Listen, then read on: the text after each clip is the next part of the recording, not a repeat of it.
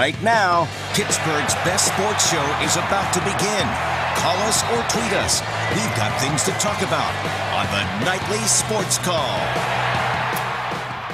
All right, thanks a lot, Ken, and thank you for tuning into the Nightly Sports Call. I'm Rich Walsh. Give me a call tonight, 412-575-2600 is the number. My co-host for tonight is Paul Zeise. We're going to be talking about the Steelers.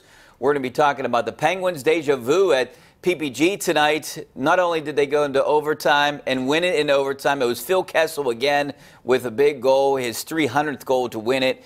This guy, when he's playing the right way or the way he's supposed to be playing, I mean, he's pretty unstoppable with that shot. And if they're all on. Well, that goal he had tonight. He was hooked, too. Yeah, but again, it was a turnover, but he made a nice play actually to create a turnover, and then it was off to the races. I can't believe that Winnipeg guy, I would have tackled him. I mean, he would not have gotten a shot off. It would have been a penalty shot, but there's no way I'd let him go down the middle of the ice like that. Yeah, I think I think he was trying to catch up to him, and then he just hooked him at the end, and they didn't call a penalty, but, you know. I'm just saying, if it was me, I'd have jumped, I'd have leaped. I'd have, like, grabbed his legs and tackled him. Like well, he couldn't catch him. Speaking of which, did you see what happened to Flacco in that game tonight? No, I heard it was a dirty hit, though. I was watching the Penguins game and the post game and putting the show together. I was watching, you know, I was at a place where I had two screens. Yeah. So I had the Penguin on one and that Ravens game on another. Oh, number 47 from the Dolphins. It was one of the dirtiest hits I've seen.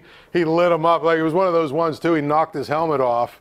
And Flacco immediately, you can see, he's like in space. They're trying to get him to stand up, and he's in space.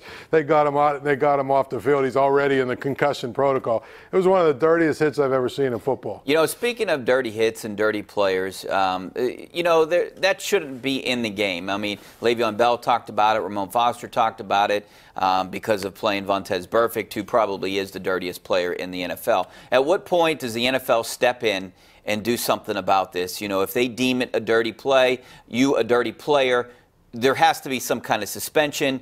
How many of these it results in you're never allowed back in the NFL? Well, if this guy doesn't get at least fined a lot, I mean, if the standard is what, 50,000 or whatever, they fined Mitchell, 49,000 whatever. Mitchell. This guy should get like 80,000. And Mitchell's, I didn't think was a dirty play. He won't. But this was a dirty. I mean, Flacco was sliding, and this dude was running full speed, and put his helmet down and just boom. I mean, you know what I'm saying? It was. I couldn't believe it was just a 15-yard penalty. I don't know if they can eject him. I don't know what the standard is in the NFL. In college football, that might have been a targeting. You're gone. To me, it should at the very least be a fine. Well, it'll be a fine. There's no question after they look at it. It should be a suspension, too. Didn't they suspend? Haven't they suspended guys for hits like that? Yeah, they have. Perfect. Yeah. So, I mean. I didn't mean to. We were talking about. No, I totally agree with you. I mean, it's a good topic, and it's a topic if you guys want to talk about tonight. I mean, I think there's no place in football for that. Le'Veon Bell talked about it after the game. It ruins the game. I think when you see these kind of plays, it's just. It's not fun to watch, and it's not fun to watch, especially when it results in an injury. Luckily, Flacco's okay, and Bell was okay, but Bell wasn't okay, because the Bengals ended his season 2 straight years. Yeah. So and I think that's the thing. So to me, we were talking about tackling Phil Kessel. If I was the defender, I probably would not have allowed him to go down the ice. I'd have tackled him and just given up a penalty shot, but. Boy, what you saw in that Ravens-Dolphins game, you can't have that in the NFL. You can't lose quarterbacks. I mean, people get upset about all these rules to protect quarterbacks, but when you start to lose quarterbacks, a league that's already starving for guys that can play that position. There's only a handful that can win you games. I mean, you look at Green Bay. What are they in, like 3 more primetime games?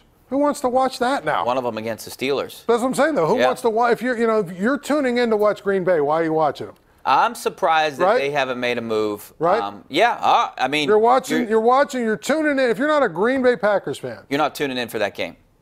The only reason you watch Green Bay if you're not a Packers fan is because you want to see Aaron Rodgers do what he does. Yeah, and now he's out. The only The only reason to watch that game against the Steelers was because if you were watching the Steelers, well, if you're a Ben Steeler and fan, Le'Veon yeah, Bell of course. and all the stars, and but I'm just see what saying, they like that, this league can't have that happen. There's not enough stars at that position. I'm surprised and that the play that he got knocked out on, Rodgers, I thought that was dirty too. I'm surprised that they haven't made a move for Kaepernick.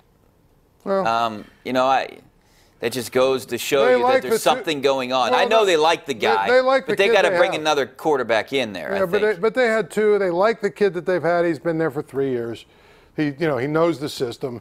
They feel like trying to get somebody up to speed on their system at this point is not going to. Landry Jones knows the system too. I mean, when you're right, looking at quarterbacks like that. I think if Ben went down, I don't know that they would sign another guy. They'd bring the Dobbs up, and they would. Yeah, you're right. I mean, but I mean, what kind of season is going to be if Ben would go down? And that's what you're looking at in Green Bay. So absolutely. All right, we're taking your phone calls. I want to get into the Martavis Bryant situation with Paul a little bit and get his opinion. But this is a big opportunity for Justin Hunter, and you'll hear from that. You'll hear more about that coming up on the KDKA-TV News after the game. But we're going to be talking about it right here on the Nightly Sports Call after the break. So stick right there. Back in 2 minutes.